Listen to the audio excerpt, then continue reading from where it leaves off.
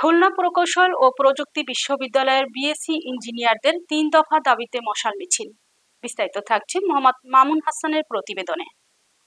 খুলনা প্রকৌশল ও প্রযুক্তি বিশ্ববিদ্যালয় কুয়েট ক্যাম্পাসে রাতে শিক্ষার্থীরা কোটা ভিত্তিক নিয়োগ ব্যবস্থার বিরুদ্ধে মশাল মিছিল করে শহীদ মিনারের সমাবেশে ৩ দফা দাবি জানায়।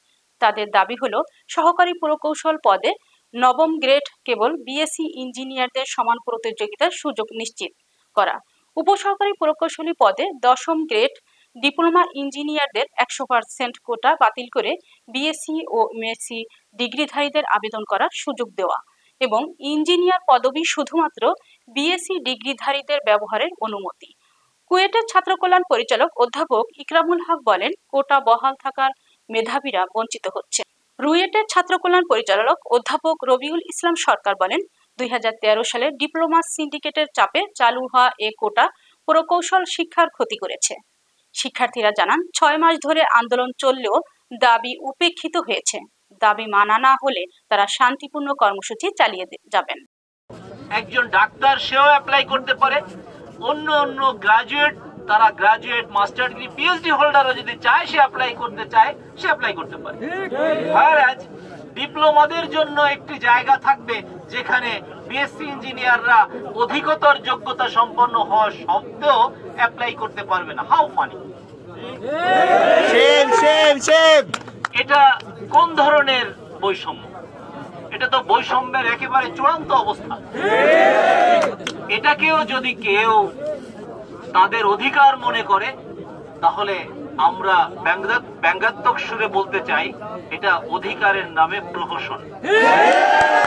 এটা সুস্থ স্বাভাবিক মেধার মানুষ কখনো এটা গ্রহণ করতে পারে না।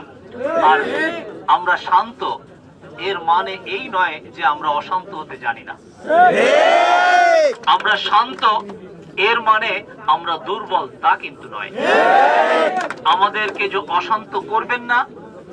আমরা ছাত্র শিক্ষক, আমাদের যে সমন্বিত দেহ, সেই দেহ আমরা শান্ত রাখতে চাই। আমাদেরকে অশান্ত করবেন না। আমাদের যে ন্যায্য দাবি, এই দাবি দ্রুত মেনে নেওয়া হোক, এই মেনে নেওয়া হবে, এই আশা ব্যক্ত করে আজকের এই বিক্ষোভ। কিন্তু আমরা বলতে চাই, বিশেষ করে যারা সংশ্লিষ্ট এই সেক্টরে যারা দায়িত্বশীল আছেন, তারা এই 6 মাস ধরে আমাদের ছাত্রদেরকে পড়াশোনার টেবিলের বাইরে সময় নষ্ট হচ্ছে, কিন্তু তাদের কানে কোনো কিছু প্রবেশ করছে না। তো আইবিকে আমরা বলতে চাই, আপনারা যথাস্থানে যেভাবে প্রয়োজন সেই ব্যবস্থা নেবেন। বিশেষ করে এই যে 3 দফা দাবি ছাত্রদের বলি, নবীন প্রকৌশলীদের বলি, এটা প্রকৌশল সমাজের দাবি।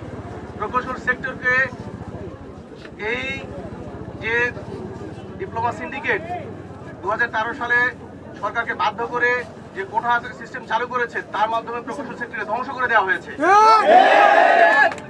তার সঙ্গে সঙ্গে বাংলাদেশের উন্নয়নকে ধ্বংস করে দেওয়া হয়েছে। আজকে অনেকের মনে হচ্ছে যে প্রকৌশল সেক্টরে যোগ্য ইঞ্জিনিয়ার নাই। আসলে ঘটনাটা ঘটেছে এরকম যে প্রত্যেকটা সেক্টরে, যেটা আমরা দেখেছি, বিশেষ করে তোমাদের, আমরা বিষয়টা এতটা সিরিয়াসলি আগে নেইনি, কিন্তু অ্যানালাইসিস করে দেখা যাচ্ছে যে কোন সেক্টরে 50%, কোন সেক্টরে 70%, কোন সেক্টরে 100% পর্যন্ত ডিপ্লোমা প্রকৌশল অবস্থান করছে। এই প্রকৌশল সেক্টরের ধ্বংস একেবারে চলে গেছে। এখন এই সেক্টরকে রক্ষা করতে গেলে সরকারকে অবশ্যই একটা নীতিমালার আওতায় আসতে হবে এবং যে বর্তমানে যে দাবি, এই দাবি মেনে নিতে হবে।